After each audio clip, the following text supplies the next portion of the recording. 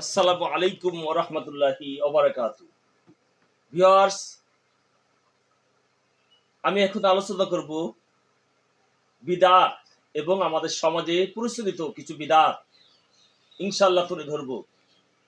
বিদআতের আভিধানিক অর্থ নতুন সৃষ্টি, অভিনব আবিষ্কার, দৃষ্টান্তবিহীন উদ্ভাবন। পরিভাষায় যে জিনিস বা কাজ আল্লাহ ও তার রাসূল দ্বীনের অন্তর্ভুক্ত করেননি, এর নির্দেশ দেননি, সেই ধরনের জিনিস বা কাজকে দ্বীনের অন্তর্ভুক্ত করা, এর অঙ্গ বলে সাব্যস্ত করা, সওয়াব বা আল্লাহ নৈকট্য লাভের উপায় মনে করে এই ধরনের কাজ করা।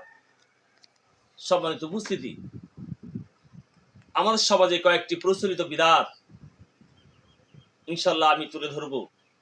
বিদআতের এত সব ভয়াবহ পরিণতির কথা জানার পরও প্রচলিত বিদআত, আমরা জানি বিদআতের ভয়াবহতা অত্যন্ত কঠিন, তারপর আমরা কিছু কাজ আমরা করেই থাকি।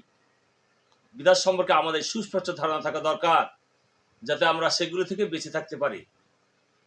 তাই আমি এখন আপনাদের সামনে সংক্ষিপ্ত আকারে ইনশাআল্লাহ তুলে ধরব।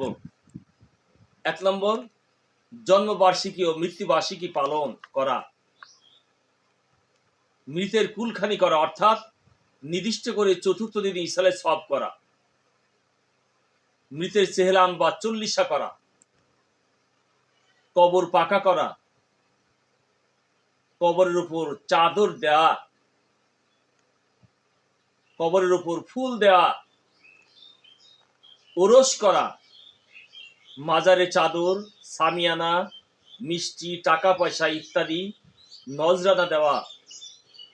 মাজারে মেলার আয়োজন করা। প্রচলিত মিলাদ কিয়াম করা। জানাজার নামাজের পর আবার হাত উঠিয়ে দোয়া করা। দাফনের পর কবরের কাছে আজান দেওয়া। আজানের পূর্বে সালাত ও সালাম পড়ে আজান শুরু করা।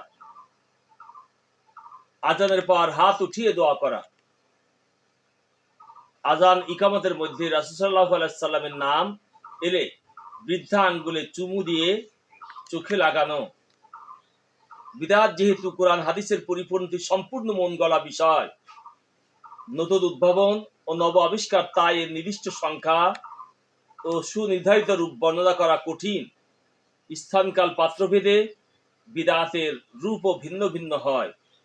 কাজেই ভারত উপমহাদেশে প্রচলিত কয়েকটি বিদআতের কথা আমরা আলোচনা করলাম বা আমি আলোচনা করলাম।